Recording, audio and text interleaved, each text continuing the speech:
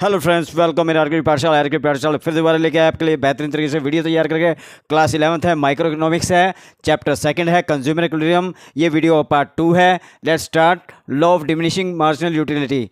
Law of diminishing marginal utility हमें ये बताता है कि जैसे जैसे हम किसी वस्तु को ज़्यादा यूज़ करते जाते हैं, उसकी एडिशनल यूनिट यूज़ करते चले जाते हैं, वैसे वैसे धीरे धीरे उसकी वैल्यू जो है घटती चली जाती है। Then yes, let's start.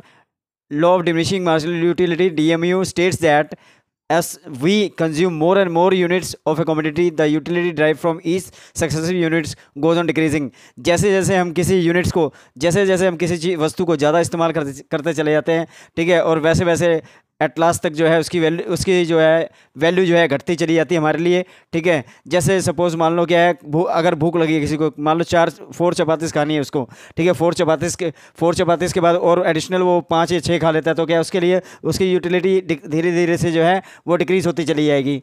Then assumptions of law of diminishing marginal utility. First है cardinal measurement of utility.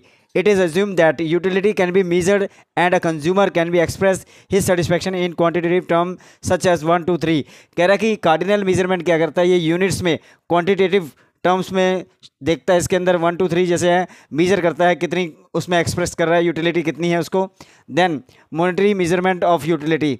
It is assume that utility is measurable in monetary terms. इसमें क्या है, यूटिलिटी जो है वो मेजर की जाती है मॉनेटरी टर्म में, पैसे के रूप में। Continuous consumption. It is assume that consumption is a continuous process.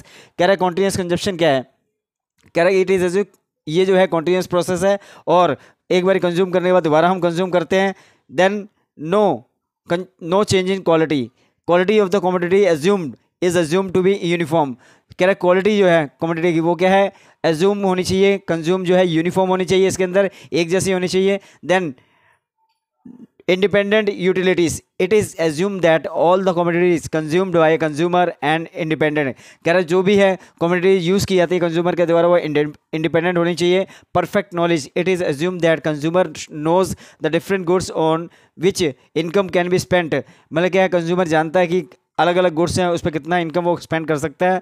The utility that we likely to get out of the consumption, और वो कितनी यूटिलिटी इसमें प्राप्त कर सकता है। Then consumer equilibrium in case of 2 commodity. अब जो है 2 कमोडिटी होती है, उस केस में कंज्यूमर क्या है, a consumer is consumption of single commodity, तो है MUX upon PX is equal to MUM। First equation. Consumer consuming other goods MUY PY is equal to MUM। Then equation first and second MUX upon PX MUY upon PY is equal to MUM।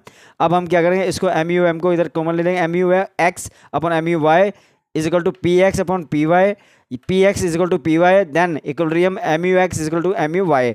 I hope you will like this. Thank you very much.